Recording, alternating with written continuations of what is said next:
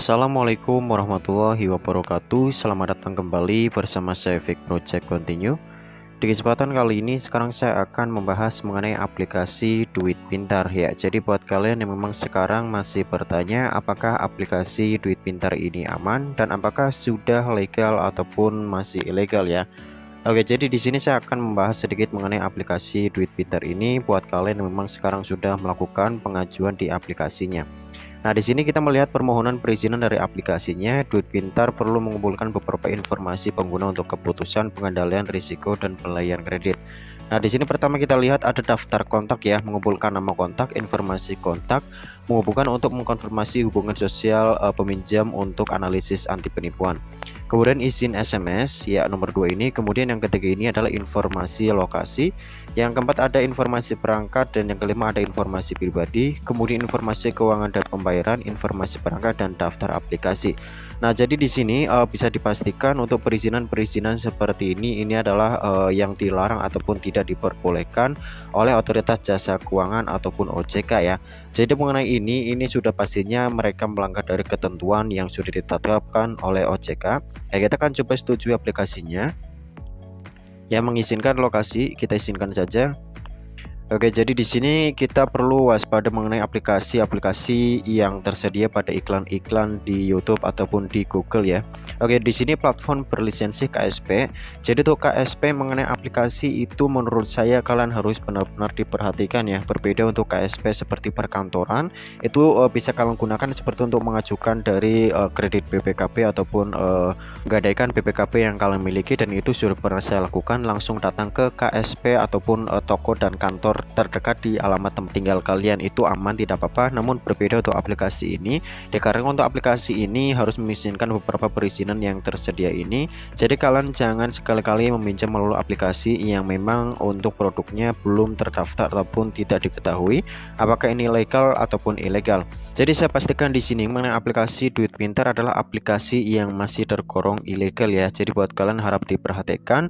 Nah, jadi buat kalian yang memang masih bertanya bagaimana Bang mengenai utang saya di aplikasinya, apakah harus dibayar ataupun tidak ya, karena saya tidak memiliki uang untuk mengembalikannya, dan tenor di aplikasinya pun ini tergolong cukup cepat sekali ya. Biasanya untuk aplikasi-aplikasi ilegal ini mereka memberikan tenor hanya 7 hari, dan jangka bunga yang diterima itu sangat besar sekali plus dengan potongan pinjamannya.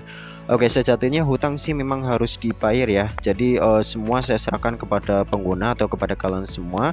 Dan kalau dilihat secara hukum mengenai aplikasi ilegal dan legal ini, di sisinya pinjaman online untuk pinjol ilegal ini hukumnya tidak sah ya, karena tidak memenuhi syarat yang diatur dalam hukum perdata. Jadi buat kalian nanti jika kalau melakukan gagal bayar di aplikasinya, itu tidak akan masuk perdata ya, karena untuk aplikasi yang semacam ini ataupun belum terdaftar di Otoritas Jasa Keuangan, mereka tidak sah secara hukum. Jadi untuk oknum pinjol ilegal juga sudah banyak yang ditangkap ya, karena mereka melakukan penagihan secara online kepada nasabah, dan dalam penagihan tersebut menggunakan kata ancaman akan disebarkan data nasabah ke seluruh kontak, dan itu membuat nasabah memang takut terkait dengan data diri kesebar ke orang lain.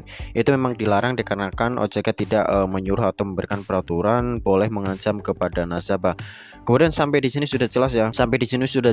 Buat kalian yang memang melakukan pinjaman di aplikasi online yang belum terdaftar di dalam Otoritas Jasa Keuangan, itu mereka tidak sah, ataupun untuk data kita itu tidak akan di blacklist dan masuk ke dalam hukum perdata.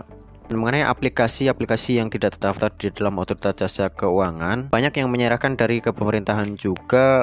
Kalau sudah disebar data itu sudah lunas ya. Jadi kalian boleh tunggu saja DC sampai ke rumah. Kalau kalian mau ya, minta didampingi RT ataupun RW setempat dan mengajak DC ke kantor polisi kalau mereka mengotot untuk menyuruh bayar keseluruhan denda plus bunganya ya. Jadi kalian minta DC aplikasinya untuk memperlihatkan surat legal ataupun lisensi dari aplikasinya bahwa aplikasi tersebut sudah legalitas ataupun resmi dan terdaftar di dalam Otoritas Jasa Keuangan. Itu jika ada DC yang datang ke alamat tempat tinggal rumah kalian. Kenyataannya mereka tidak akan berani karena tidak ada legalitas resmi dari produk pinjaman online tersebut. Jadi kalian kalau mau melakukan gagal bayar ataupun tidak itu terserah ya, tidak apa-apa.